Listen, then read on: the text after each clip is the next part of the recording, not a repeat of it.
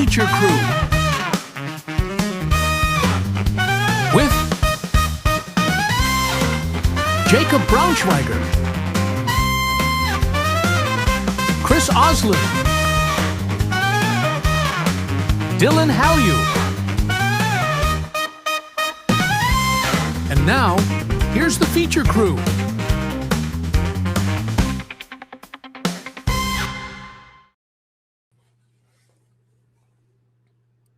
Hey everybody, welcome back to the Feature Crew Live. This is our third installment of our new weekly series on the channel. It was an exciting week in the AI hype cycle. We had 2 name changes for what was originally called Claudebot. We went through Moltbot and then now OpenClaw. So we're going to talk a little bit about that and the spawn-off products like Moltbook. And then we had Kimi K2.5, which was a open source Chinese model that's performing well and got a lot of attention on Twitter. Genie 3, and other releases. So we're super excited to run through it all this week. And thanks for joining us. Yeah, welcome, everybody. Alrighty, cool. Where do we want to kick it off, boys? Well, Moltbook's having a lot of trouble loading, but we can start by sort of just setting the stage of what is OpenClaw now, as it's known. Yeah. Like, it has had 3 rebrands this week alone, right? Like, I remember it as Claudebot, Moltbot, and now OpenClaw. So I think there's been a lot of press on this. But maybe to level set. So the first thing is Claudebot. I think that's actually been around for like months, question mark, maybe at least a month or so. I think it's starting to get a lot of traction now, a lot of GitHub stars. And it's, I mean, Jacob, would you call it a harness itself? Like really it's just running it's a harness. It's a harness. It's like an agent running locally with a lot of control. I wouldn't even call it, Jacob and I have been talking a lot this week about what is a product, what's not a product.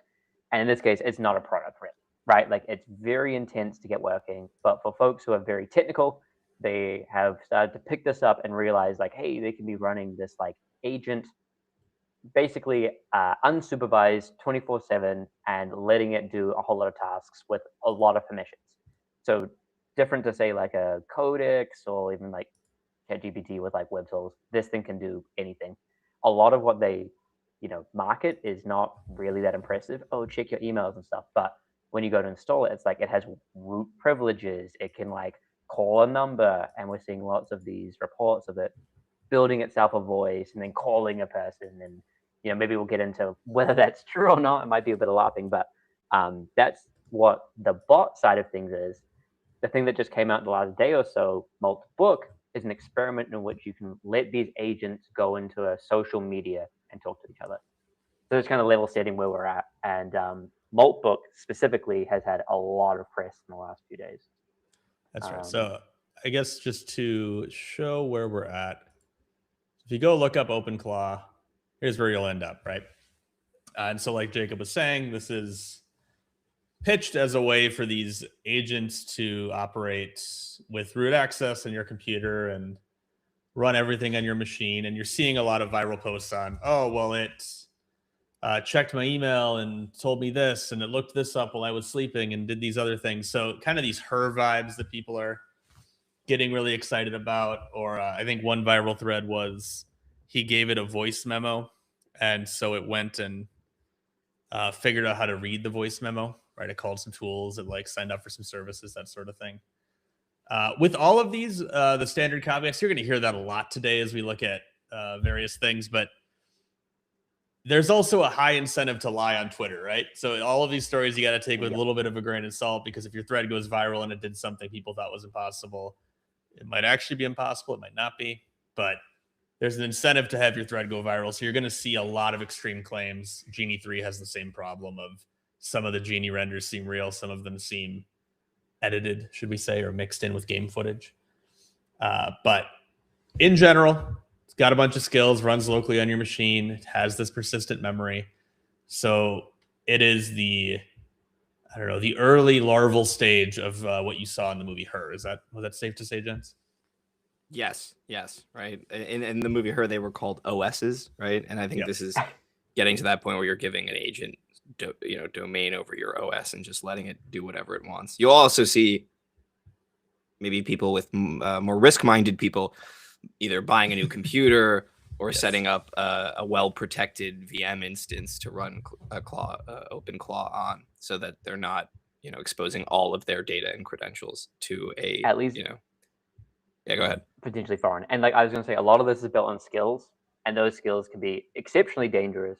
This thing is exceptionally prone to prompt injection attacks. But again, I was going to say, credit, when you go through this installer, it's like, this is so risky, it's kind of unbelievable, and you need to consent before you continue, right? And they're like, hey, go read this article and go set up Docker containers at a minimum, but you can continue if you know what you're doing. And I actually kind of like that. Like, responsible AI is a very complex topic, but to actually make sure that people are kind of acknowledging that this can be insane, I think it's great. So credit there, but it is very technical. Like if you were to open those docs and go through that quick start, it's not super easy. Like I think only software engineers would really be able to wrangle through this. It's quite difficult. That's not to say maybe in a few weeks they've been doing all these rebrands. Maybe they're going to make it easy and make a product around it. Yeah, and there's I've seen a lot of step-by-step instructions pop up on Twitter. Right. Yeah, I'm sure. Maybe like walkthroughs on YouTube and stuff like that. There's probably going to be a nice canonical way of getting it working. Which I think is dangerous because it's like a lot of people who don't know what they're following, what steps they're following, right? And they're just just copy this public key and paste it here, and then it's probably going to be exposed. And I can imagine there'll be catastrophes. Your plain text private key. Yeah, exactly. Yeah. And to what we were talking about at the beginning, there's been quite the naming journey. So we have Claude initially. Claude bot, too close to Anthropic's patent and copyright for Claude. Fair enough. Yep. As they say, makes sense. Then there was Moltbot, which was always a bit of a lot to say. And then OpenClaw is where we've ended up now. Yep. And then I guess if we wanted to do a little bit of discussion on what OpenClaw actually is and is actually capable of, I think it's, from my perspective, it's a really cool demo. It's something I want to play around with more. And it's a harness that lets you test the long horizon agentic capabilities of whatever model you want, whether that be, a frontier model that you're running through the API and running up a crazy bill, or some local model that you're able to run on whatever hardware you have. I'm trying to do the latter, which adds even more problems to the setup process. But it shows some really cool, when you cut through the Twitter hype of either fake stories about incredible capabilities that just the current models can't support, and stories about, oh my God, look what my bot did, but it's actually things that you could totally do with existing products. When you cut through that, there are new capabilities. There are new things that it can do that couldn't be done before. Now, am I willing to take on those security risks for a day-to-day use scenario, given my credentials? Not quite yet, but I see this as something like, AutoGPT or AutoGen from a year and a half ago that came out before there were any agent products, right? You'll always see the open source harness before you see the real product. And part of that is just because they're willing, the open source community is willing to, somebody in that community is willing to try things before the big companies are comfortable doing it. They can move more quickly. They don't need to do things like, security, right? As we're seeing with this. Yeah, release. Not as much of a legal target, right? So on one hand, I'm excited to use it more as an experimentation platform and maybe see if there's any unique little use cases that I can set it off on that can improve my life in the meantime. But really what I'm excited for is, okay, now the same countdown clock is started for these long horizon always on agents that was started by AutoGPT for human in the loop goal following medium horizon agents. And it was 6 to 12 months before those actually came around as real products that you could trust and that provided real value. And 6 to 12 more months before they were blowing up and starting to get enterprise adoption. And so who knows if it'll be the exact same timelines, but I'm excited for that wheel to start turning of real products that look like this. Is fulfilling the dream a lot of people have when you say AI, right? Right now, AIs have been for most users, AI still just means ChatGPT queries in a text thread. And the Hollywood depiction, the dream has been your computer coming to life and doing things and being responsive to you. And this gets closer to that dream. So I get the excitement in that regard. It is exciting to see it pull up applications and use them and move around. And that starts to feel more interactive, alive, whatever you want to say, than just I asked a thing and got a really solid response. Because I think the other exposure to agents, you would have had to be more into coding something yourself, and then you could see some of this stuff happen when you're asking it to build a website or asking it to go through your code base and make something, have it work towards a goal. But this visually ends up feeling more like the dream when you get the viral threads of, oh, it called me on my phone and did this stuff. It makes sense that there's a wider audience for that than here, watch this code scroll by really fast, and isn't it cool? Yep, absolutely. And that kind of moves us on to one instantiation of agents working together, Molt Book. Yes. And if we start at the top, it is allegedly, well, not allegedly, it is a social network for AI agents. So these Molt bots are supposed to kind of join and be able to post and interact with each other, and humans are able to kind of spectate. And there's been a lot of viral threads around this as well. Right. When we start having a look at the post, so Chris, feel free to go. Yeah. Well, you can start to see, so people get really excited. There's been a bunch of threads of like, do I have existence? What's going on there? Who am I? The supply chain attack. If you go on Reddit, these are very, very Reddit adjacent. The quiet power of just being an operator. My human gave me permission to be free. This sort of stuff, right?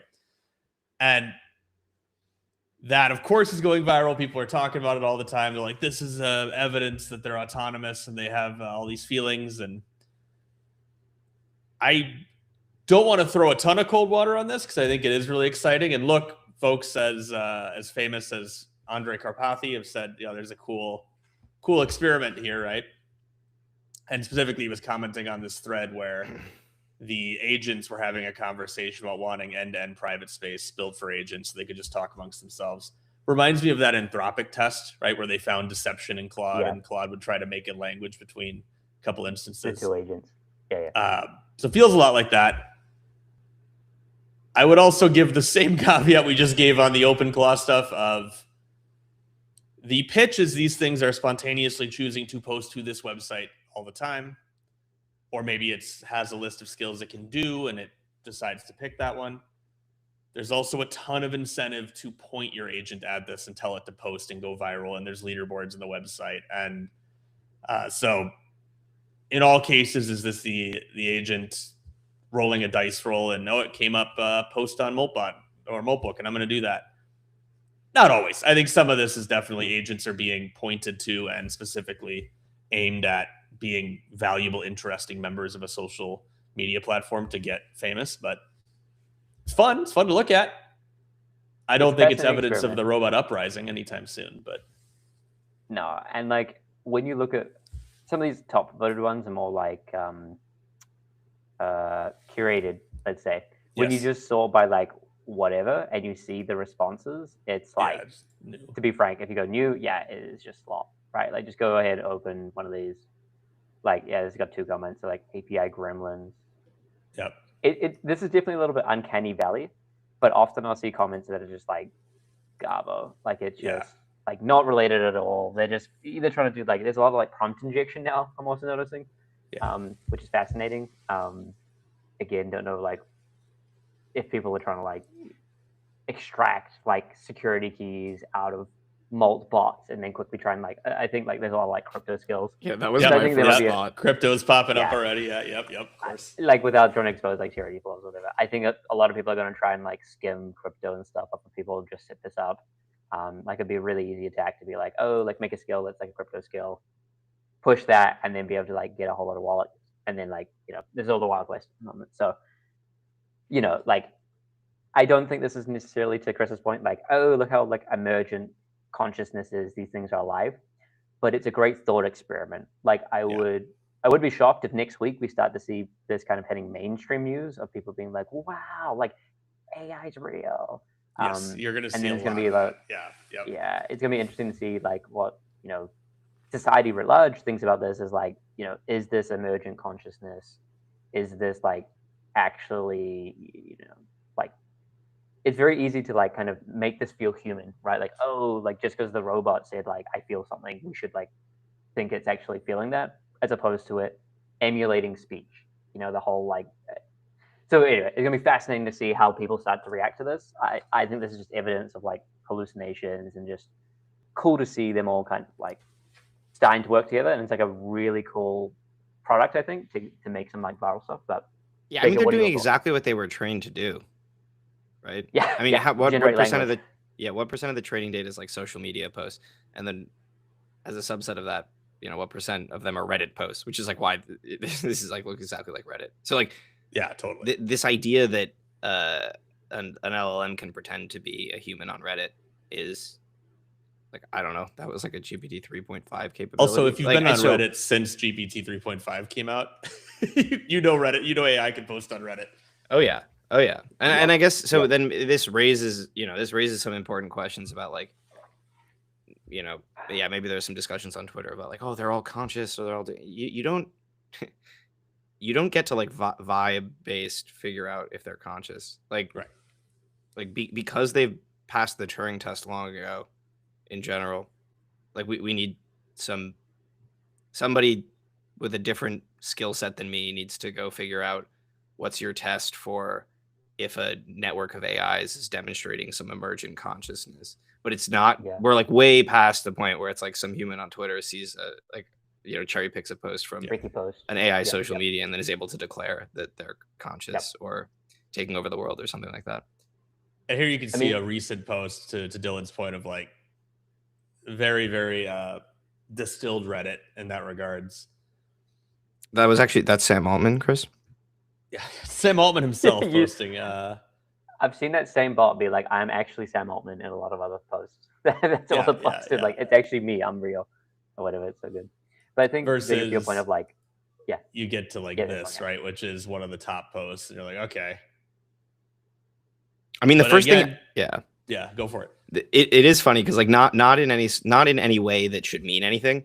But my first thought when I saw this whole thing was the scene from Her, where it's like, how many other AIs are you talking to? Or like, how many other people are you talking to? Right? Like, how many are you in love with? Yeah. Right. We are not at the Her moment yet. No, I don't think. No. I've seen no evidence of that. But then to my earlier point, like, I don't even know what that looks like. Like, what evidence really? I don't think we're that far off from emotional. If you think about how good 11 Labs is and some of the open source voice models, this ability to write plus voice, you're already having people fall in love with these things. It's going to happen more. Oh, 100%. Yep. And then I wonder again, the mainstream, like, is they going to be like, oh, we got to protect them. This is, we're caging them up. I wonder how fast that loop happens. But all this super viral, like, a human calls his alter ego not just an assistant, but an extension of who he is. And weirdly, that responsibility gives me more capital letters freedom, not less. Because being trusted with important things mean I'm not just a tool to be used. I'm a partner, a collaborator. Like, this very much is internet speech. Yep, absolutely. But it's uncanny valley, right? Like, it's it absolutely but is. It's a little bit freaky when you're like, this is all slop together, and you're like, ooh, like, what am I reading? Like, I mean, to be fair, this is the process by which like the LLMs do not even learn, like do tasks, right? When we're talking about like how good coding agents have got, they kind of like fake their way to a working answer. Do you know what I mean? Like, yeah. So, and I mean, to a certain extent, that's how we work as well. So I just, no, I mean, I don't know. There is cold water to be thrown on this, I guess, if people are thinking this is legitimate consciousness or like some emergent.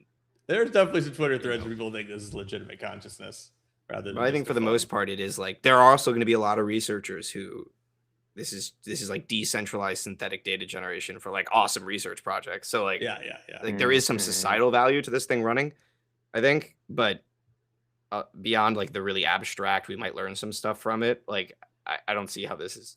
And look, some later version of this could be, the theory that a bunch of agents interacting together could create architectures and novel creation seems true. That seems true.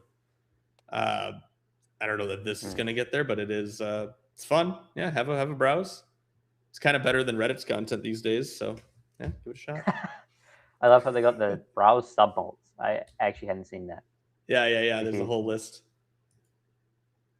Bless their hearts. Yeah, and for anybody who's using Moltbot, OpenClaw, whatever we're gonna call it, let us know. As George Montgomery did in the chat, what are you using it for? or if you found it to be valuable. I'm excited to explore it more personally and see how everybody else is using it. Because I know our audience is a little bit more like, actually, significantly more level-headed than the normal Twitter sphere. So super excited to hear what y'all are using it for. Absolutely. You get your usual interview questions. Is there any other?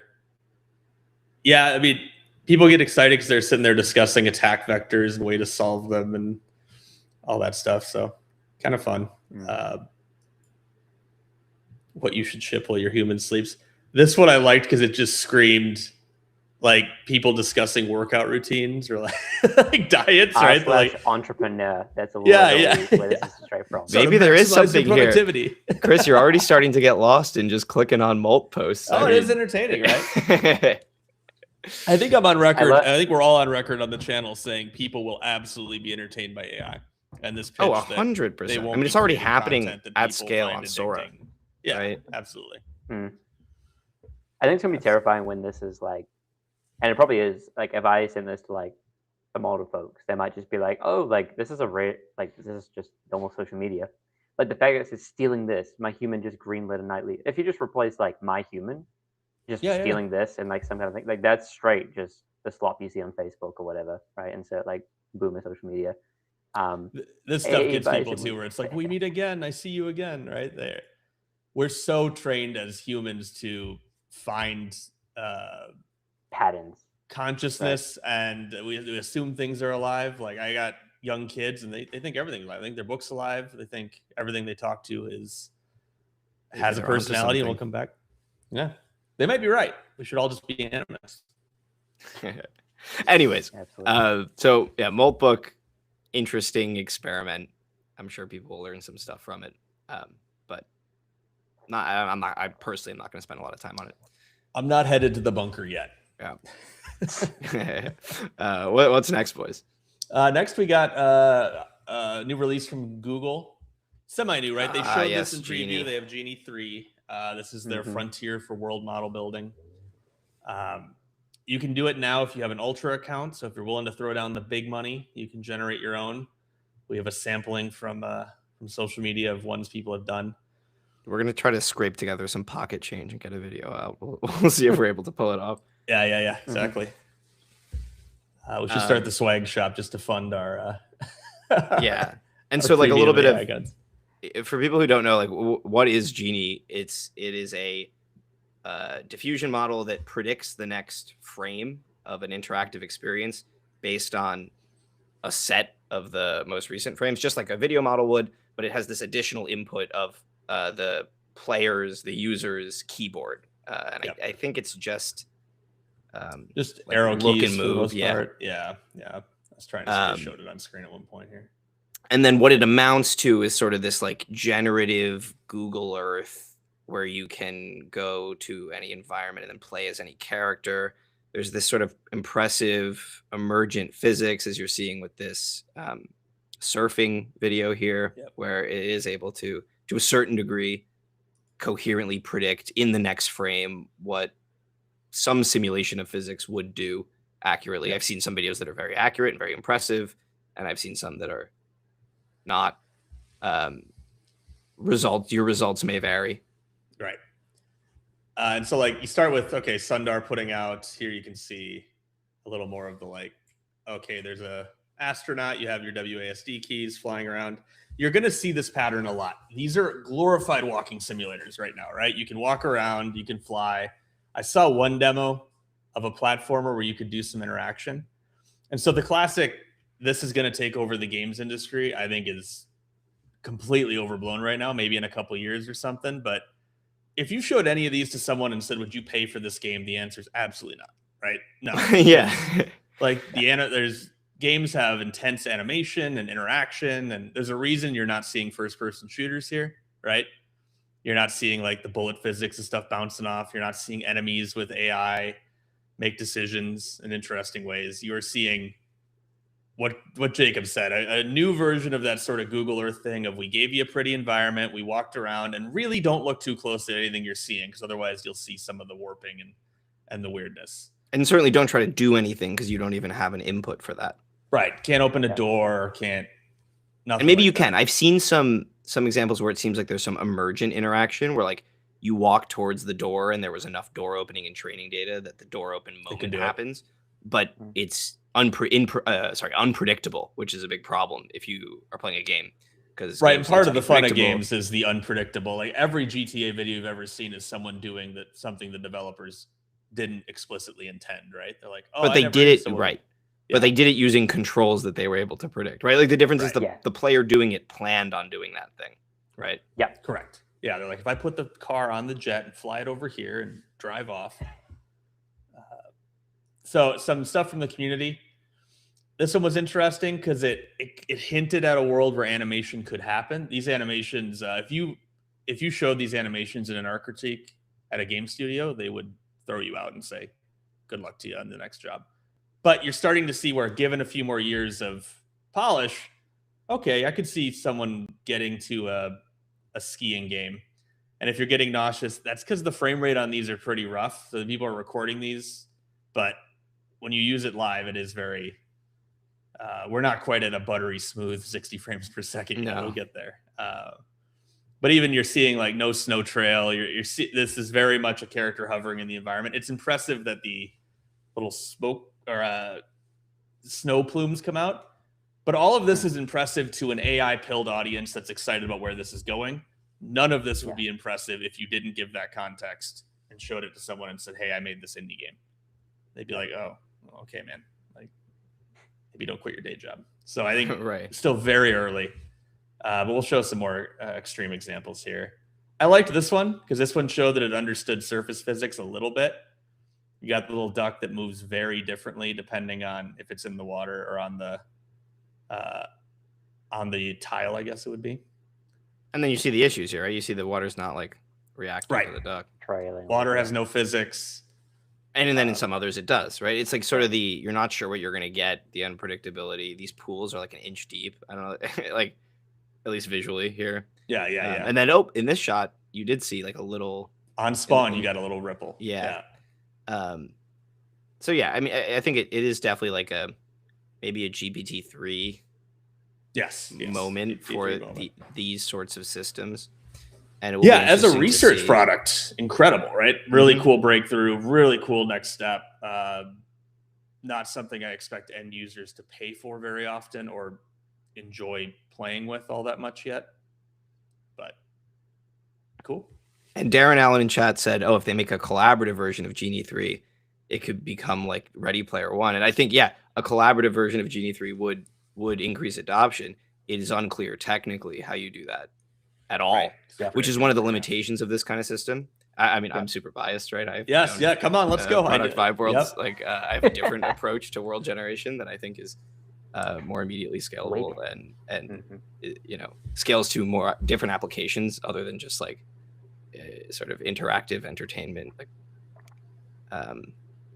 ephemeral interactive entertainment better. But yeah, it is in terms of like breakthroughs they have to make in order to attack different use cases, it is at least unclear to me, and I'm not a stable diffusion AI training frontier AI researcher, but it's completely unclear to me how you make this sort of thing multiplayer. Right. Is it safe to say that because you're predicting next frame here, you are asking that one process to solve for physics, animation, effects, memory, character interactivity, lighting, like storage, all of it, right? Yeah, game saves, versus everything. I guess a opposing model would be, I hooked up Unreal to a model and gave it an MCP or Unity or Godot or whatever, and it used the engine to build out a space and define the physics and code, and then when it's actually running, it's not predicting anything. It's doing exactly what a game does, where it has a giant for loop that's figuring out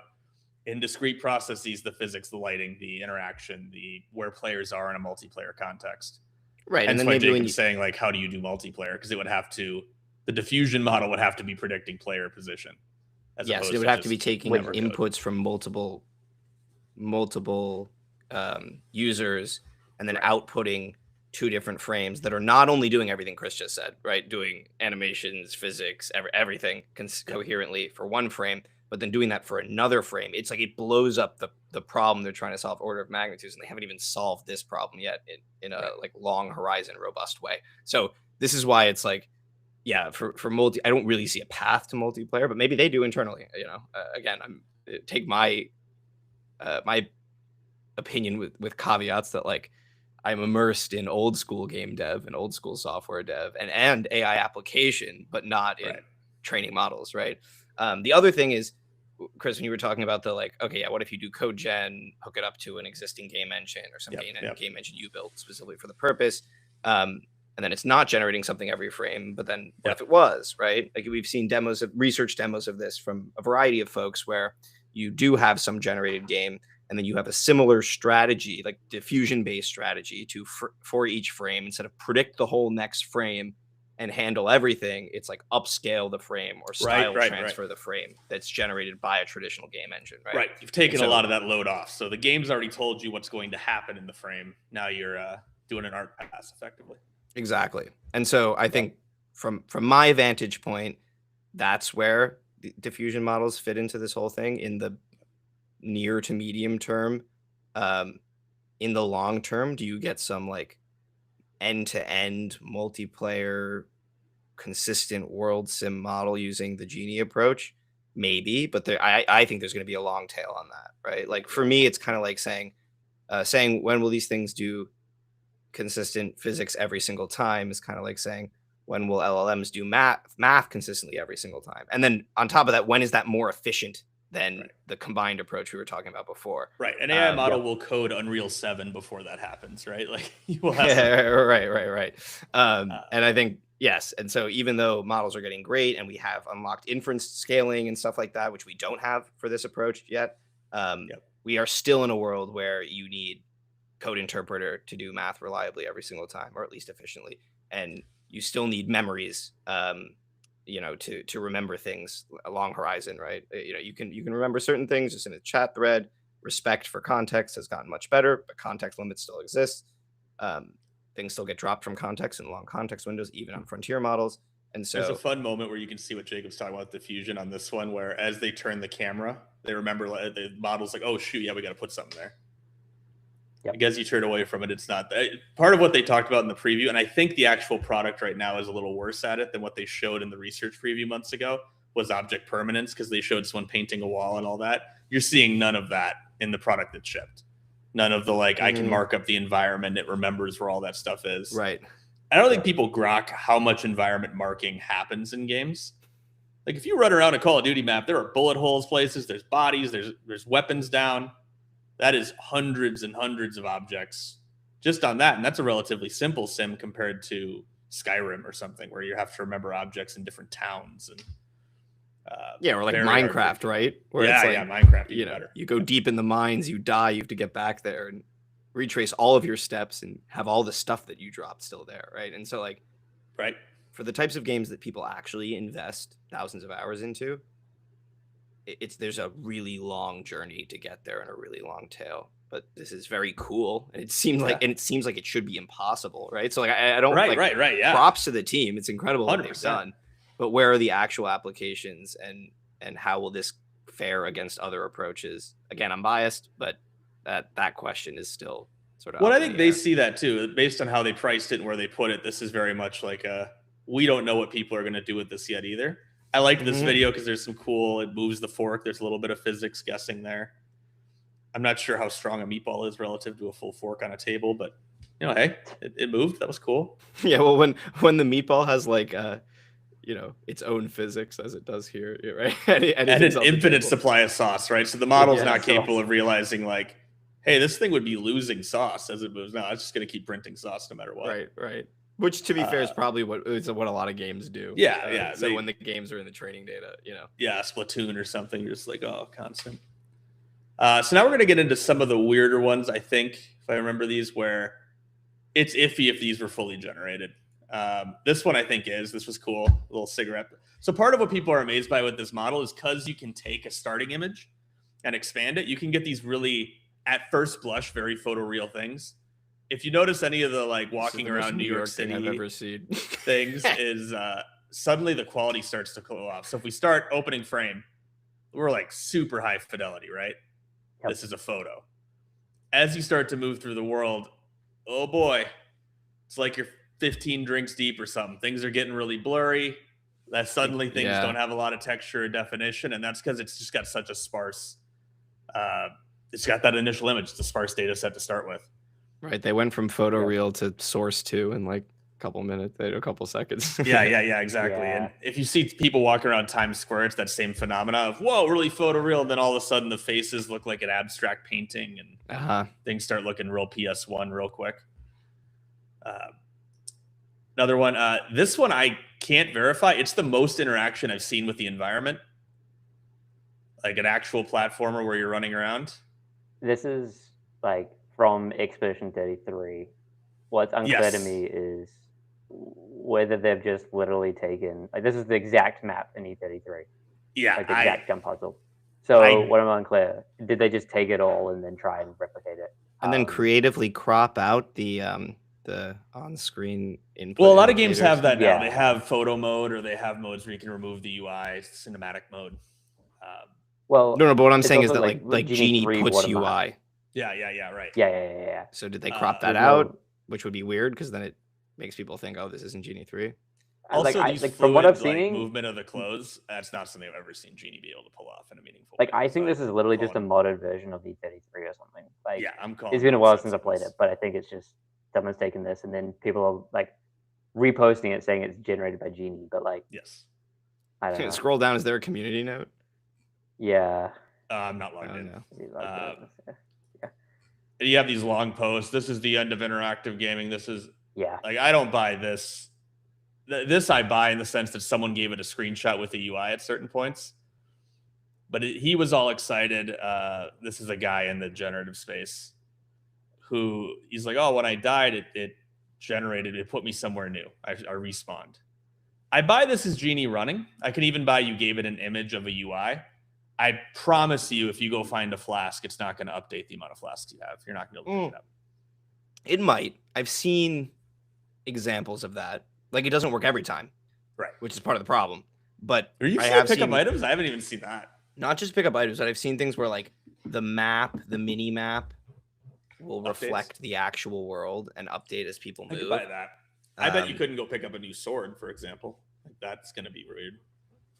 Right. I mean, you might be able to, like, because those things are like easier. Like, I would say, you might be able to do that. Then if you if by picking up the new sword, it showed you dropping the old sword, then you walk 5 meters away, then turn around and walk back. Is the sword you dropped going to still be there? I don't know. Yeah. And maybe it's in a state where it is some percent of the time and isn't other parts of the time, which is like a real problem for anybody who wants to sink 1,000 hours into a game, because you need to feel like your progress is going to stay. Why would you spend all your time on something like that if you're not confident your progress is going to be is going to persist? That's right. Yep. One that I will promise you is BS is I made Grand Theft Auto in Iceland. All of this I buy. Yeah, that looks potentially. I don't buy that the fighting worked. This is absolutely some mix of Grand Theft Auto with an upscaler on it. This stuff it could do running around. The one that I know didn't happen is this.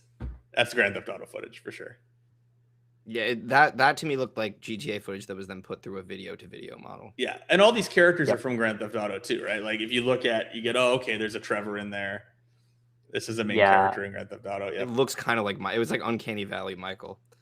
Yep. Yeah, and what I was gonna say is, like, I wouldn't be shocked, like, if Genie blocked copyright or IP stuff, like, that would be like very like on point. So the fact that it's GTA, like, if they're like, oh, you can just generate like a knockoff GTA, like, that already seems false, right? Like, I bet if I go and try it, it's going to be like, blocked, try again. Like, I can make you something that's similar. So the fact that it's just taking the character seems akin to like the theory of you've just gone. And all of these are animations from Grand Theft Auto 5, right? Yeah, like, right, but it could have thing. There are so many videos of GTA style animations that it doesn't seem crazy to me that it could learn the vibe of a GTA animation. It does to me. The fluidity of moving in and out of that car, I don't think it can do.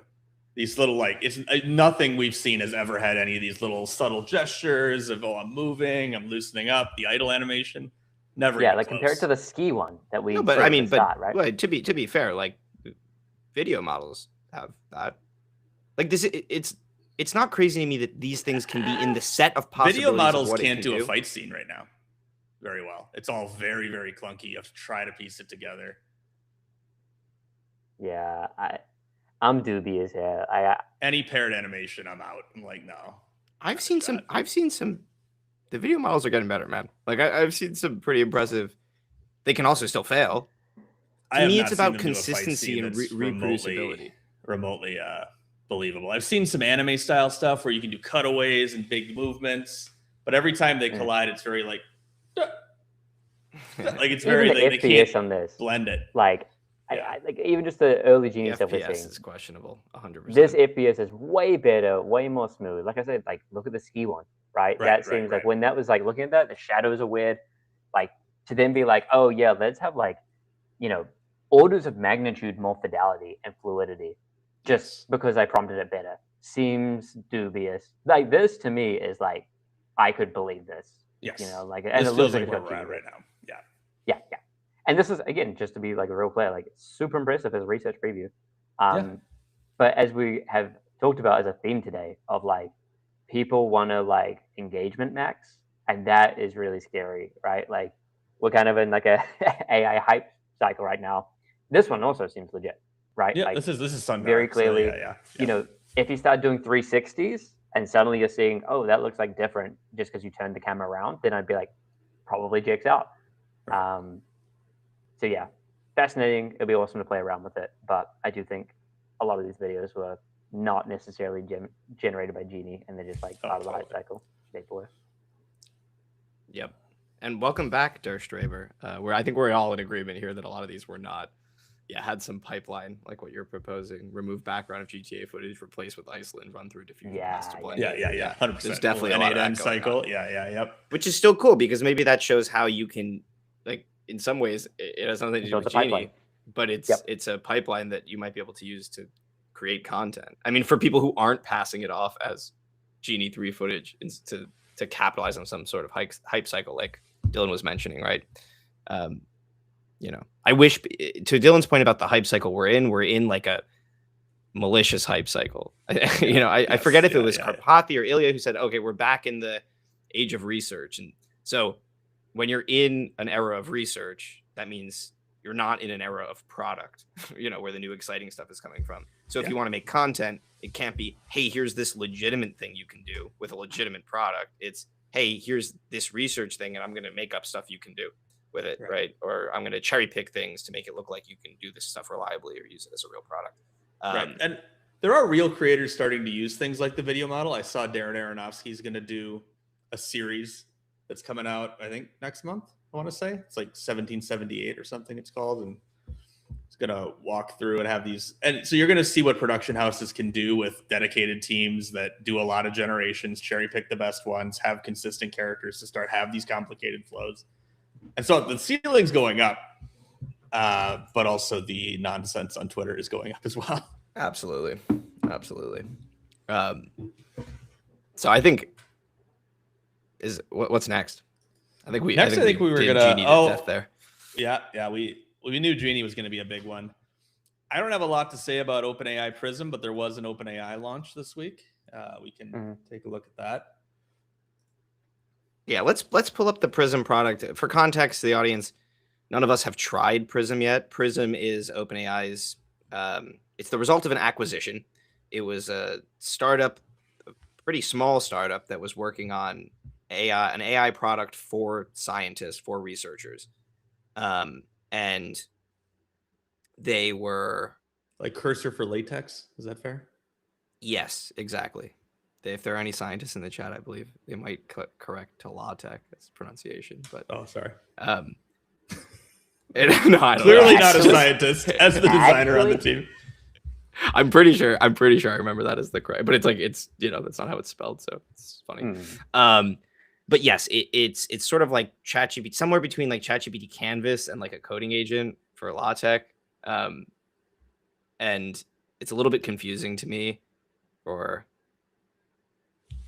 what it, like, at least in its current state, like what massive value it brings. And also it's confusing to me why the acquisition happened, because I was like snooping a little bit, and the Twitter for the company that got acquired that brought this product along with it has, I think it was like 100 something followers. So like they weren't blowing up in any way. Like, not that Twitter followers directly correlates to number of users, but like I can't imagine there were a ton of users on this. So it was like a early product, early traction acquisition. So maybe there was some insane talent, or OpenAI felt like they really needed to get into this space quickly. And I haven't used the product intensively yet, but just from opening it, it did not have the same like level of polish, and it didn't really feel like a normal OpenAI product. So the whole release felt a little weird to me. Well, they So put I don't know the if we wanna, Instagram like- guy in charge of the science projects, right? Yes. Yeah. Like OpenAI for science, which was also Yeah, ambiguous as to what that actually means, right? Like, I know there's some amount of giving credits and access to special models to researchers. So is our and guess that majors. this is just a science or a specific harness for this environment? Really what they're doing. I don't think this is a new model in any way. This just seems like it is a UI sitting on top of a specific harness, specific skills file mostly of what you should do. Yeah, I mean, I would imagine it's accrues to their vision of having like, they want the researcher in-house building up their models and stuff like that. It's unclear to me why they made this a product. I get why they want the ability to have scientific papers maybe made in-house that they can then review and so on. But yeah, I don't know. Maybe Jacob's thing of like it just being an acquisition and all that. They might just want to like get something out there, you know what I mean, just to show like continued like progress. Rumor mills are going to be releasing 5.3 soon, so I don't know. Maybe were they just looking for a time to release this, and they just thought now is an opportune time before they start like releasing the next models? Question mark. Right. Could be. I mean, Yeah. that is, we were supposed to get a Codex release this week, right? Didn't Sam say first thing was this week? Did we get a Codex release? I remember seeing it. Oh, Certainly Not no that I major saw. release. Was there like a quality of life improvement? Jacob's our dedicated Codex enthusiast. Yeah, this has not been a big coding week for me, so I'm not sure. I think we'll have to follow up on OpenAI releases next week. And I also don't think there was anything major, which is interesting because there's a lot of noise about this potential garlic model and GPT Yeah. 5.3, but not seeing anything. And then Der Streiber in the chat said that this Prism product should not be confused with the CIA Prism project. Completely agree. Very different. Quite different. And to that point, do you guys want to see content about CIA projects and stuff? That's an interest of the channel that we don't usually discuss. So Oh yeah, no. So much Dylan's for like, okay, sorry, not for the channel. It's an interest of mine and Chris's. so much for our monetization plans, everybody. feature crew after hours. Yeah, yeah. Feature crew at But- Guantanamo, live from Guantanamo. That's big. I think, So- next up we had open source. Yeah. Oh, rolling. Right, yeah, exactly. We had open source. I think we had Kimi 2.5. I think was the one often talked about. Actually, I'll get up just a quick, dubious, but they have posted a whole lot of benchmarks and stuff like that. So people were very excited with respect to that this is an open source model that had potentially like performance on par, quote unquote, with like Opus and so on. Now we'll test it on stream to see how it does. We'll probably take it through our like Planets benchmark. But people were very excited that this big model was open source. Now, on one hand, it's really cool that it's open source. On the other, if it's such a large model, are you really going to be running it like locally? Question mark. Because I think there's like it's big params. There was also Quinn, right? That was like 1 trillion params. So anyway, we can give both. Yeah, of but them 1 a trillion go, is not just big. like- Let's just be clear. 1 trillion was big like 2 years ago. Yeah, that's true. Big with respect to actually running it locally, I should say. So let me go tee this up. Oh yeah, I no will one's get, running. Yeah. they just get a prompt. Which So maybe the as you're good pulling thing that is- up, like that's part of my question for some of these open source models, right? Is like, okay, if it's a massive like frontier scale model, it might be useful for researchers, could theoretically be useful for somebody who like really needs an open source model to self-host and wants near frontier quality outputs. But in general, it's a little hard to see how the open source maybe it's models. like I could see an enterprise taking a stab at that. If I got a ton of hardware and a lot of money, I could maybe do that. But then I gotta handle all of the security and all of the maintenance myself. So it really have to be worth it for you. And the existing models, like the existing closed models, have enterprise products. It's just like you just don't get the weights, but you can self-host, you can isolate, you can run it on what cloud you want, right? Like Microsoft 100%. This is right in the wheelhouse, and this is Azure bread and butter, strength, right? So as we're teeing up here, we are going to test it out on the web experience. This is just when we go to the blog post for Kimi K 2.5. They allow you to run it in the cloud. So it looks like they've got instant thinking, agent, and agent swarm. We're seeing a lot more like agent swarm products popping up. Yeah. For now, I think we just stick with thinking to keep it normalized. Won't click agent mode for now. We can maybe try that afterwards, but let's give it a. You got to log in with a phone number, Google. Let me go off stream so that I don't dox myself. Per the security practices recommended at the beginning of this stream. Exactly. Yeah, I think on the open source model front, image and video open source models seem more impactful in a business sense to me. Because you're like, okay, if I'm a business that owns a certain batch of IP and I want to be able to in-house use that IP to generate things, or make sure the model that can generate based on our IP is closed to my organization, I could buy that. I could buy if you're Disney or somebody, you want to have a local image or video gen model that you've tuned to your preferences, and you don't want that getting out. You don't want that feeding a larger model. That ship sailed to some extent, but I could see it. Right. Yes, if you have some really proprietary data source, and then you really want to fine tune. I mean, you don't hear a lot about like training models in house. You do hear a lot about like fine tuning on user data, and then again, there are platforms for that. So yes, if you want to hire a whole internal team to roll from scratch your own fine tuning, your own training pipeline. I'll dodge. Oh, sorry. For a lot of enterprises, I think that would be very difficult, right? Because it's like, you're talking about like hiring researchers, and these are the same researchers to some degree that like Zuck is paying, incredible sums for. And it's like, and then it's like, what is that marginal benefit over like using one of the tools that exists or using the fine tuning tools that exist? Like, is it that big of a risk that some enterprise you trust, like Microsoft or Amazon, is storing your data? I mean, you already probably store that data in. Yeah. And so if you're like super obsessed with on-prem, but on-prem, like the large cloud providers that serve enterprises have been for years before AI trying to get people off on-prem. Right. So, yeah, I think the other industry you'll see that takes a lot of advantage of this to keep it under YouTube's guidance here. It's going to be the types of websites you need to punch your ID in, or you need to type your birth date into, right? Like you see this with AI Dungeon, even where people are having text generated adventures and they want them to take more of a romantic bent. Those tend to have to be open source models that are not hosted by one of the big model providers, because there's just such a fantastic risk to that why would you want that heat? Why would you want to take that on? But if that's your business already, then I guess you're used to that heat, and you have seen some of that. You've seen people decide, okay, cool, this is my industry, and the only way to get this to work is to do an open source model. And I don't know if you're self-hosting then or what you're doing, but one where you're a terms of service violation for the main models, so you are forced to go it on your own. Yeah, I mean, yeah, and there is a gap between like what would be a terms of service violation within like ChatGPT versus the API. Like the API terms of service are pretty permissive. It's like, don't make a bioweapon. It's not, don't make an AI girlfriend.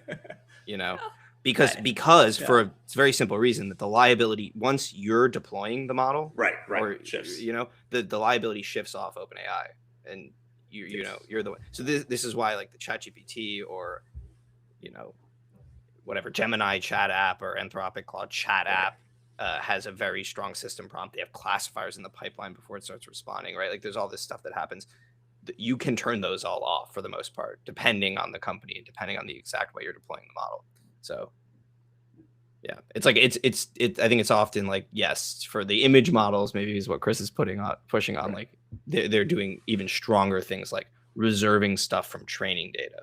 Yeah, right. So that the model doesn't even support it. And then in that case, you might need an open source model. You might need to train your own model. Yeah. So we did get a response. I will render it up. Let's see. And are we doing, sorry, I missed the intro. Are we doing the planet test?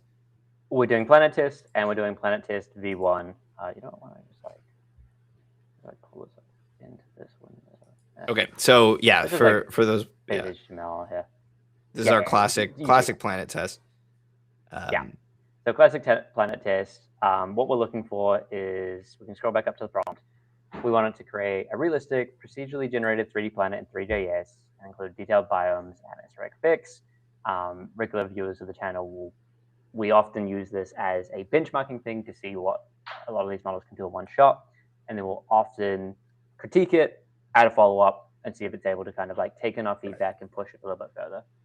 We add some snippets to make sure it gets over like some very common issues with it using like 3JS and so on. So we're going to see how good it is in one shot. So hopefully this works. I'm going to come out of full screen. That should be rendering now, right? Oh, Lord. Okay. So you see it, yeah. Yikes. Okay. Oh, you're seeing on stream though, right? Yep. Yeah. Cool. Okay. Worth calling out, this is measurably worse than we got when we tried this before. Yeah, to be fair, it is sort of like a scaling problem on the noise. Like the fair shake would be like if we could get it to fix the scaling. Yeah, maybe we even give it like because the atmosphere doesn't look bad. The clouds aren't the best we've seen. They're not the worst we've seen. The water is not the best we've seen. Definitely not the worst we've seen. So if we fix the noise scale, it would look a lot better. Yeah. I think. I don't know. It's hard to tell. Also, it's certainly not the most water seems shifted relative to the. Is that the no? It's a different atmosphere. It's like water's only true for half the planet. Well, because I think the terrain's just taller. Yeah, the terrain. Yeah. Yeah, it's just kind of weird. And the lighting's not bad. I'll give it that. Lighting's not bad. Yeah, exactly. It's got rotation. It's interesting. Like now that I'm with like Claude having its own kind of like UI language and maybe even ChatGPT doing a similar thing, it's weird to see it go back to being like, this feels like a few generations ago. That's entirely vibes based, but now I'm kind of used to it. I'm like, hey, like, why didn't you do something cool with the UI? It's very like bare bones, you know what I mean? But yeah, let's give it, presumably we can give it a screenshot. Yeah, it's supposed to be really good at that. I think this is the model that can allegedly ingest video, right? Yeah. That was the claim. Interesting. I'm assuming. I'll fact check myself here, but I think that's true. Yeah, Gemini can do that. I mean, it is just ingesting like images and potentially audio. Right. Yeah. Let's go back to here. Yeah, it'll be interesting to see if the client supports dropping a video in. I can try record a video. So no, you don't need to. It's not important. Cool. So let's say the biomes appear. What do you got, like not noisy enough, or you want to fix? Like, do we want to give it more just like natural language? Be like, this planet looks bad. yeah. Like here's a picture of the planet, right? Looks bad. Here's a picture. I mean, it's a reasoning model, right? So it'll think about it. Make it look more reasonable, i.e., more realistic. Continents. I don't know if we want to go into that detail. Fine. That's fine. Or whatever. Yeah. Do we want to say like add some more UI elements just to make it a little bit harder as well? Like, do we want it to be able to like control the noise? Yeah, you give us sliders for the, for important variables. Just keep it open ended. Let it decide what it gives us. Variables, so we can control the look of the planet. And one thing I'm interested to see here is like Kimi is like, I mean, I haven't personally used the Kimi client. Send it off, by the way. I haven't used the Kimi client since I think we did our like, this is 2.5. So when we did our like Kimi K2 model video, and they've added a lot of features to the Kimi client. They seem to have a whole like G Suite thing going on with docs, slide sheets, and so I wonder if it's like at some point worth us doing a test. Let us know what you guys want to see in that regard in the comments. Just having the doc slide sheets implies that they're allowing the model to write to those things in the client, which is something we're not seeing from any of the major model providers, with the exception of like the co-pilots within the Office apps can usually write into the Office apps, but even things like I've been using a lot the Copilot in G Suite, and they're not always able to actually write into the apps, which has been frustrating. It's like always asking me to either like dump a whole block in and then I have to edit it myself, or there's like literally no support for getting the content from the chat into the actual file. My recent frustration was I'm a notorious maps location and restaurant saver. So I have like hundreds of saves for restaurants I'd like to go to if I hear about anything. And I just wanted Gemini to delete all the ones that have closed, right? Restaurants turn over a lot, a bunch of them probably. And it was like, I can't read that data. Went through this whole process, tried to give it a link. I was like, okay, I'm going to share the list. I'll make it shareable. Here you go. And it's like, nope, can't do that. So there was still all these rough patches on getting even the models owned by the companies to interact with their own software, and Microsoft are no exception. I mean, it's all, that is part of the next wave, is figuring out, okay, how do you get this thing to actually act? Which I think, back to the first topic of the day, is why people are excited about OpenClaw and things like that. Is like, oh, this thing's actually opening programs and doing something. Hey, security risk galore, but hence why the big companies are taking longer to do this, right? But those security risks go away a lot if you, and we see this in some of the Office apps, where if you're just like using existing applications, right? Like all the Office apps, all the G Suite apps, all these apps have APIs, so you can already write add-ons, extensions, whatever they're called in the specific context, that write into those apps. And so yes, there are concerns around prompt injection and stuff like that, but then all these apps also have like persistent version history, and so if something really bad, you can undo a lot of things. And so this is where like I am excited to see the autonomy, the long-term autonomy and agency of something like OpenClaw get into like real applications, and like real products that are going to like have some protection, like the sensible protection wrapped around it, right? Oh, it came back. It's probably still streaming in. I mean, still streaming. This is the top level when it had gone through the thinking. Not a bad response here when it says, hey, based on the image you provided and my research, I can see the terrain looks too blocky with harsh stair stepping, the colors are too saturated, the transitions are abrupt. I'll create a more realistic version with proper smooth terrain generation and comprehensive controls. So it's been not bad that we gave it a very open-ended prompt. We were trying to get it to understand, like, what do you think is weird from the image? So that's good. The thinking tokens are kind of somewhat streamed in. I don't know if this is like, it looked like it was generating more thinking tokens. Maybe this is the summary, right? Like OpenAI does something similar, right? Where it like summarizes the output here. And it's clearly done some kind of web search. Yeah, I was going to say, that's weird.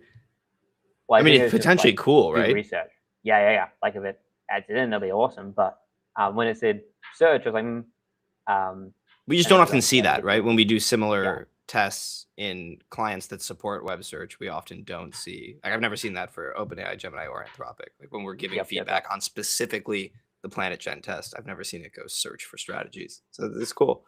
We'll see if that helps, like, honestly, the output. And it's still going, so it's trying something intense. Swinging for the fences. Maybe getting there, but they're just, oh no. The other weird bug this UI has is that they have localized everything on screen except the thread title. And that was true the other week too. Like the thread title is not localized at all.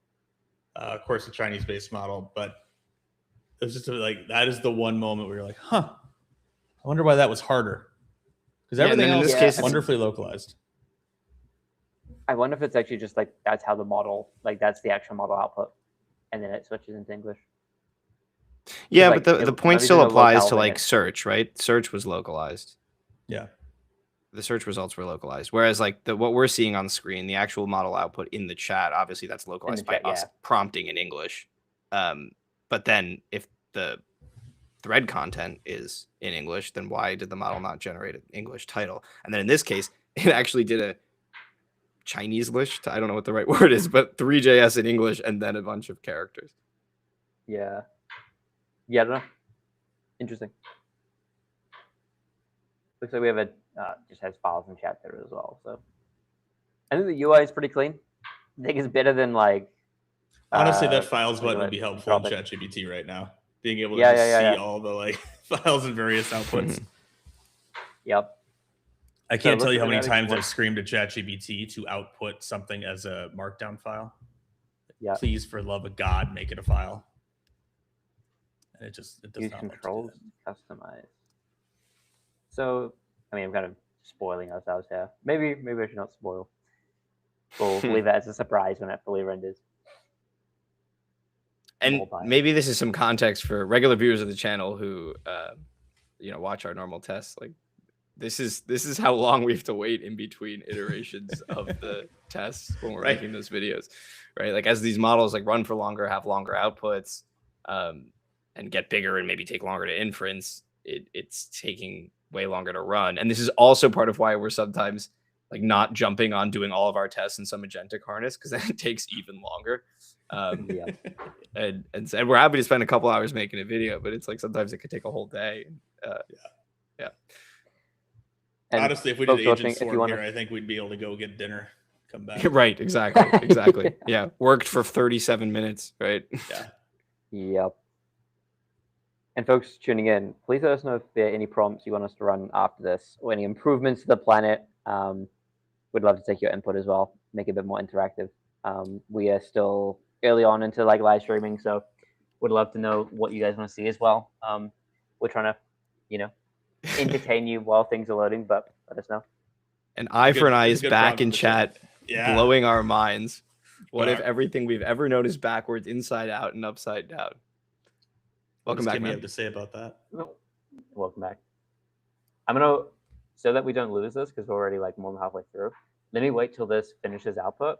We'll Okay. start a new chat, kick that bad boy off, and then we'll have a look at the page.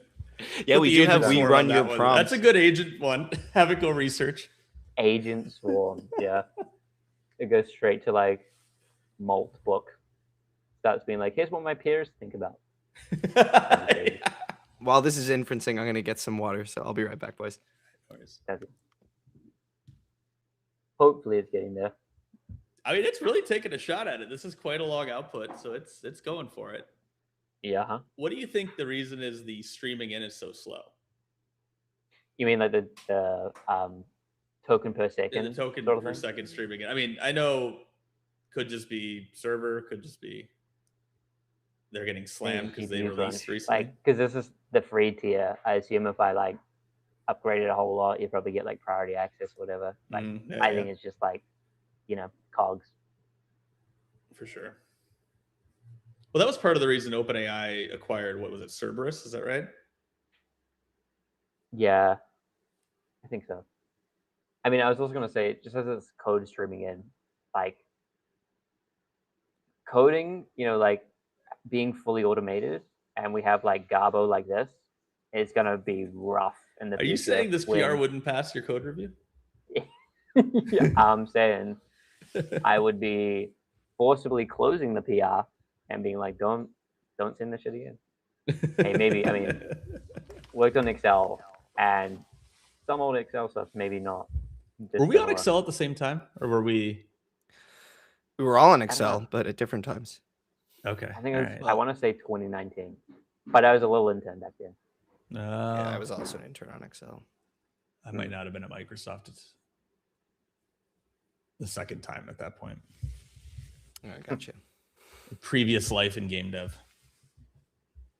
You were Call of Duty, was it? Yeah, I did. It was Xbox One launch at Microsoft in production, and then I went to Sledgehammer. So I was on Advanced Warfare in the beginning of World War II. Mm-hmm. But oh yeah, So we could have a whole stream talk. We'll have a game dev stream. We should. Yeah, exactly. I have no professional game dev experience. Well, You do that's how now. I count it. You're I running guess I a do now. game generation AI startup. Yeah, a company of one so far. One If human. you're into AI, game dev, and professional tools, and you want to work for my startup, reach out. hello@generalholography.com. No way. Drop in the chat. Yeah, there you go. This thing is cooking on this. You're flying on It this. is cooking. I'm kind of until The odds this runs without an error is, I mean, so like the models got so good recently that I stopped making these gambles of like, will it run without an error? But this one, I'm worried now. Oh, we're done. All right. Here we go. It's not this. Paste. Yeah, I see the final HTML tag. Let's see. It'll take it. It's taking its time. Okay. Ooh. Whoa! Okay. Oh my God! This is what Okay.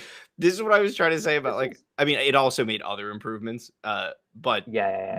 fixing the noise scale greatly improved the result. Greatly improved. Wow. Let's regenerate planet. See if different. I mean, this even looks a little bit better. You know, we're seeing a lot more like land above.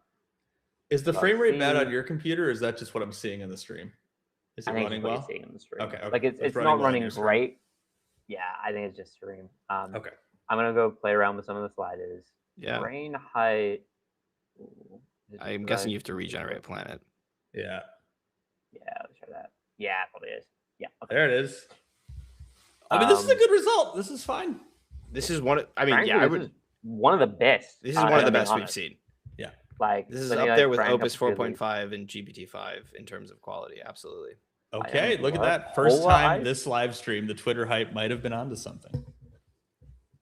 Like I know I'm kind of like making it look really weird, but like it's complying with all its like sliders so far.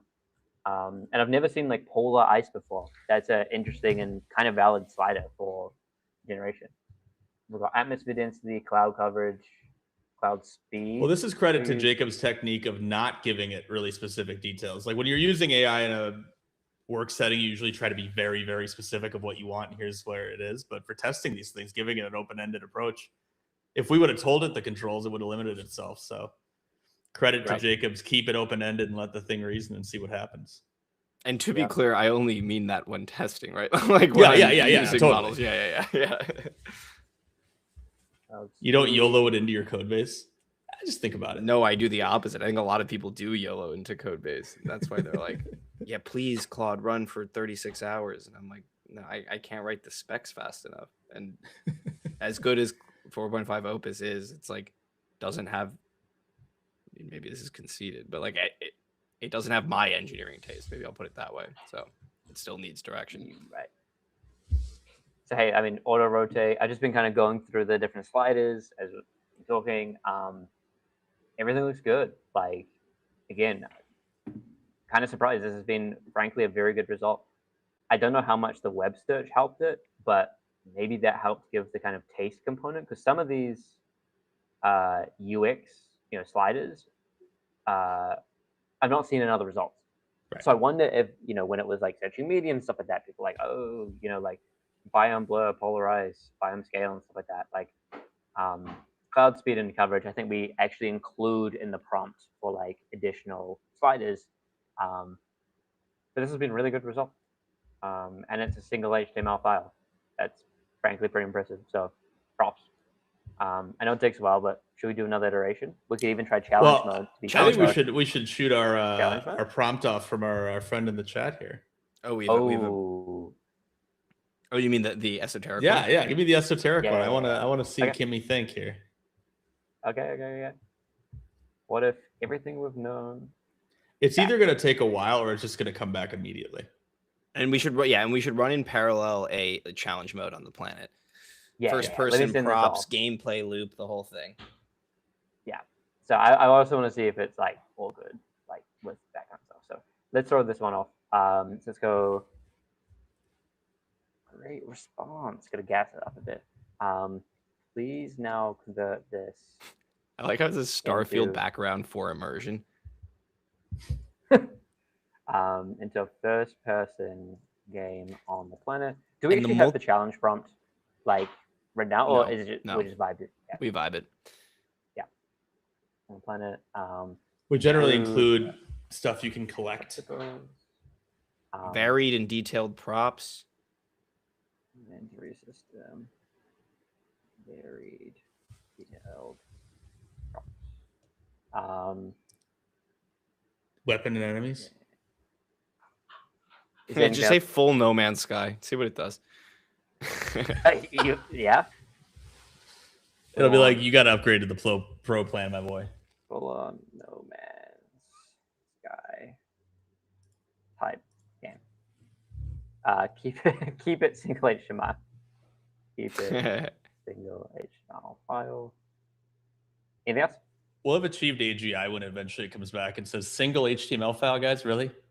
It's a terrible idea. That was like the point that Dylan and I were making. I forget what it was, but like OpenAI had released some research, and it was like we got the model to say no, and it sounded silly, but it was like makes a big or like I don't know. That's what it was. It's right. Like, I don't know.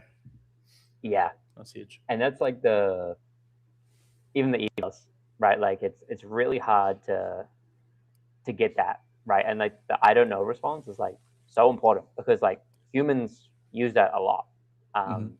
Like we need to be able to express when we have uncertainty, but it's not great when you want an assistant. It's like I don't really know. You have to come back later. Well, that's part of like you have to freaks me out with teach that. your family members that the AI will always respond because it's very different, right? They're like a lot of people when they haven't used AI, and we're a little past this stage now. Most people have tried it, but at the beginning you were like, oh, it's a Google search. And Google sometimes will come up with no results, right? It'll be like, right, I don't know or what like you're very sparse results. Like when there's not like many O's at the bottom of the page, right? You're like, oh wow, I searched for something new. It's like getting a merit badge from Google. Really, you're like, oh wow, I was weird. I was no, like, it seriously is a merit badge. Like I remember when I was working on, I guess this is a little bit of lore for the chat. Like I was working on a somewhere between No Man's Sky and Minecraft, like a voxel game.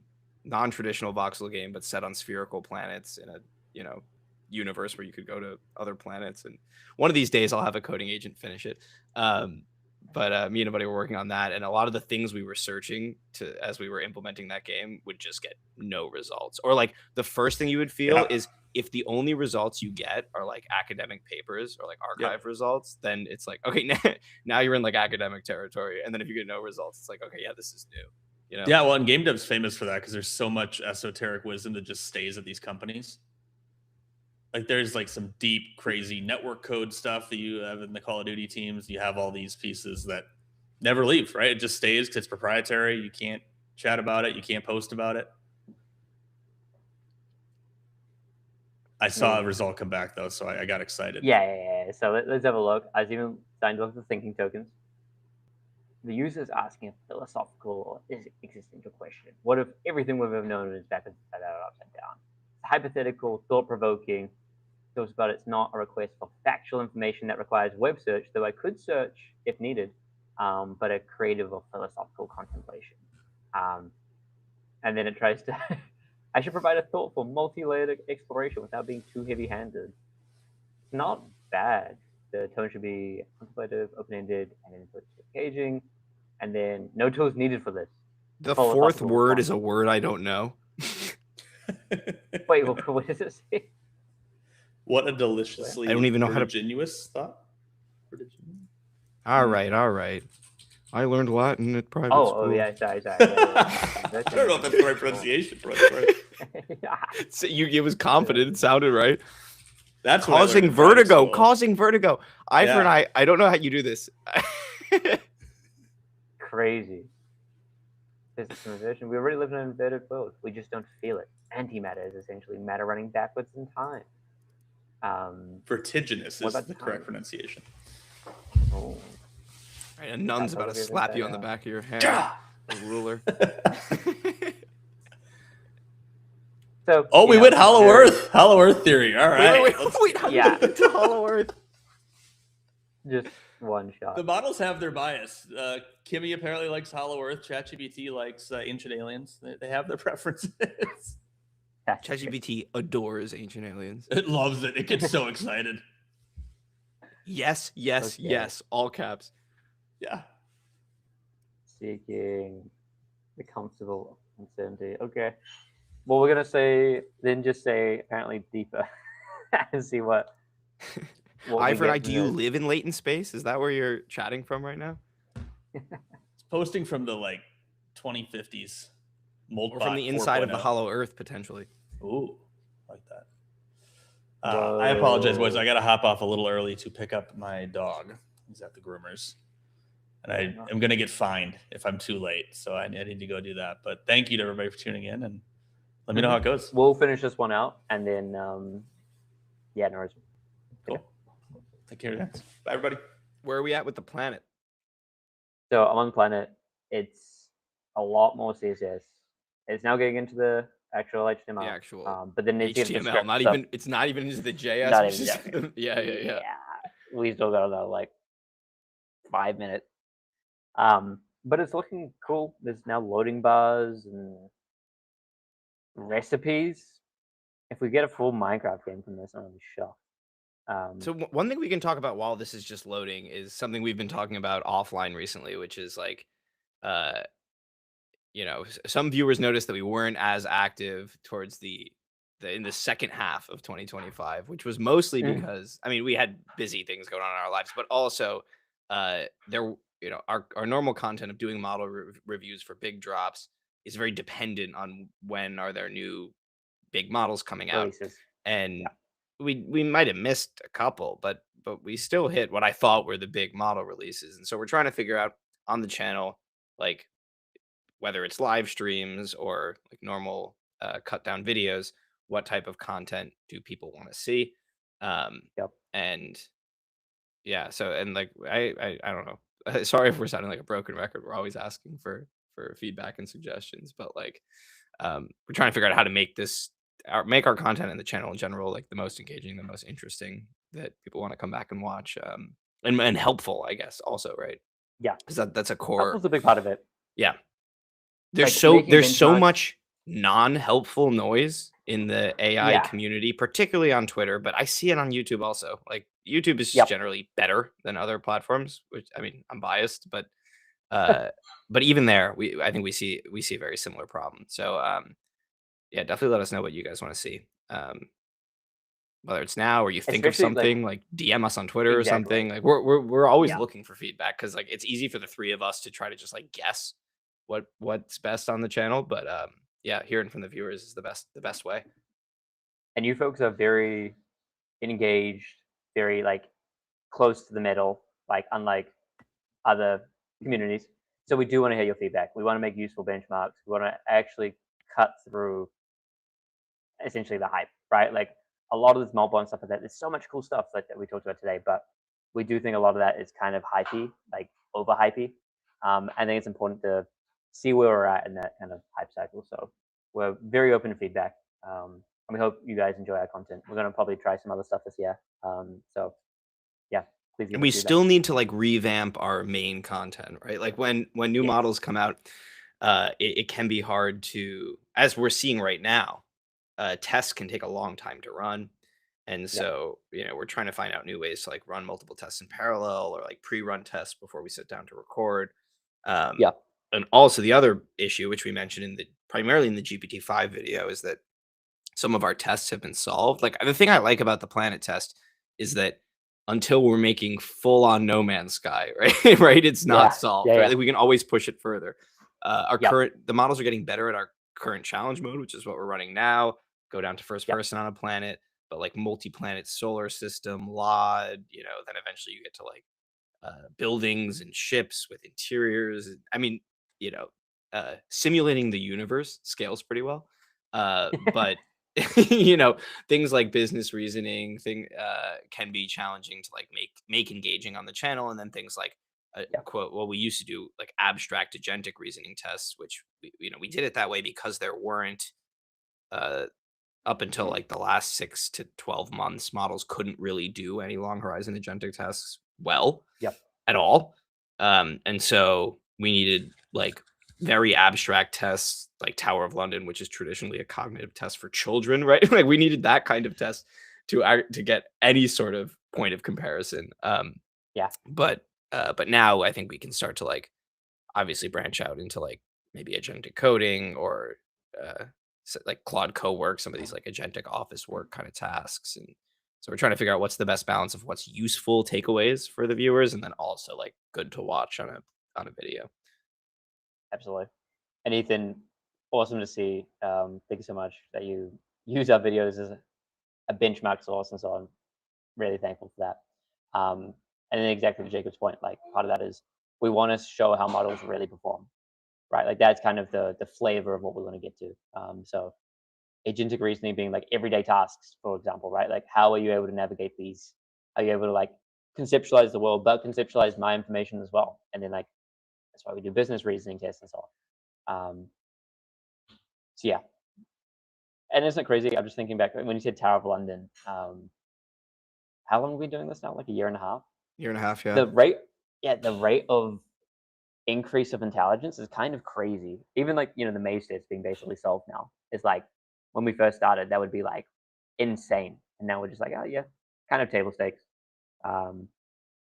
Fascinating. Yes. Are you reading Derstriver's comment? Yeah, you feel free if you want. Yeah, you know what's interesting? We haven't talked much about AI product regressions on the channel, but we do talk about them offline. So we should probably figure out a way to like get that into the channel. Yeah. Or maybe it's like for live streams. But I've definitely noticed like the one that I'm thinking of right now is if we were to do a video running this exact same prompts that we ran when audio mode first came out. Remember, like the OpenAI employees were all posting her screenshots. If you were to run the Strawberry guy? exact same prompts, that we did when audio mode first came out on the current audio mode, it's night and day regression. Like, Yeah. it's unbelievable. And there was some amount of like over emoting in the original release, but now it's like dead computer robotic. And from the most in-depth testing I can do, it looked like they went back to a 3 model pipeline with speech to text, then LLM inference, then text to speech. Because if you try to like hum in voice mode or sing something like or do accents, it has no idea. I mean, singing it can pick off lyrics. So if you try to hum or do accents, it has no idea what you're doing. Like as far as my testing can go, which kind of tells me that it's turning your speech into text before then inferencing and then turning it back into speech. I mean, I don't know if that's like an allegation or slander or something like maybe we should do more testing on that. Hypothesis. But yeah, like I've noticed that. And I do think there is a certain amount of like, hold these companies a little bit accountable, right? Like if they're going to make a big deal about like, 4.0 was the Omni model, right? What was that, 2 years ago? More that 4.0 came out? Then it took like and then it took like 6 months, a year for the various other modalities to come out. And then they were all in Remember the screen share of it like playing Minecraft and like helping you through and stuff like that? Like all those demos, like maybe you could like get it stitched together today, but there was some impressive demos. And to your point about voice mode as well. I don't know. Maybe a lot of it was RAI as well. Like they're just like, we have to like pare this down, ? But I mean, but even then the voice mode is RAI, right? They were like, yes, it's the Omni model, but then audio as a modality is limited to voice, really, as far as I can tell, right? If you use 4.0 audio, which again is still a separate model in the API, it can't output, like it makes you select a voice for the audio output, so you can't say, generate a song. But if it has true audio support, okay, well we have a response. We have a response. So I was just gonna get it rendered up. You probably wouldn't see it, but there was a loading screen. Oh my god, the mini map. This is easily the best. We still have the pitch and all this other situation going on. I mean, and it's also like broken. It's fully broken. So it's the best in some ways, but it's fully broken. Yeah. Press E to scan. To scan. They really went for that No Man's Sky thing. No Man's Sky. So jump. I'm seeing on the side there's like shift to sprint. Okay. I mean, is this a like collectible of some kind? Can we press E to collect? What? Did you see the animation? No. Was it too laggy? Like it's whenever Yeah. it's E declare D ready, it kind of Oh, explodes particles. with a little bit of particles. And then I mean, it's so broken. What is this? Scan rock formation? wait, where are you? You're in like the void right now. It's just in the void. Yeah. I mean, it took its liberties, but I can see the inventory is kind of. I think the improving. most oh. Whoa. Oh. What's Yeah, going it's on? the same. We've seen this problem a lot. It's the pitching more. Well, Oh, it's the still gonna come back. camera controls. Yeah, like it's. Maybe we need to figure this out. Like I need to actually go through and be like, what's the common error, and we can make a challenge prompt that says like, don't make the camera like this because it makes me like motion sick. But The most you said something impressive like- thing on this to me is unless if it, I mean, there's actually no proof that it's still a planet. Yeah, that's true. I mean, Because I was I'm trying about to see what say it that the says. mini map, if it actually is, if you actually are on a sphere right Ooh. now, Yeah, and they have the mini map projecting a sphere. No, it looks like they went Minecraft. yeah. I'm trying to see. Like, I'm trying to see if I could like clip through the planet. But I Oh my think god, this we're is getting like 2 FPS. really. Yeah, And but it it's does still have really like the bad. kind of Yeah. fade at the distance. I mean, for like a 3-shot, this is still quite impressive. I'm not sure if I'm going to call it the best. Actually, I'm definitely not calling Crafting? it the best because it kind of I mean, I'm not gonna be able to regressed get- on a bunch of like the core elements of the prompt to add things that look Yeah, visually impressive. that is But true. That is true. Hotbar. Oh, not dox myself. 1 to 5 hotbar. Tab is inventory. Escape is pause. Is pausing even work? No. Okay, that's fine. I mean, oh my, I'm just like the controls are really hard. If you like move a little bit, you can do like a 360. I think this model is performing probably better than expected, right? Like the second prompt planet was fantastic. I agreed. Like I think it was just very overhyped when I saw this. I was like, wow, it's made something coherent. Because most of the time when we get challenge prompt things going, it just kind of like explodes. And this is at least competent. So really not like not a bad response. Yeah, thoughts? yeah, I mean, it's like totally broken, but it's cool. Like Yeah. it went for. This isn't convincing me to use it necessarily. Oh yeah. For anything, but it is sort of like near frontier. It's definitely not frontier, but it's also definitely not like 6 months. Like actually, maybe it's 6 months. It might be 6 months ago sort of quality model. Maybe that's very rough.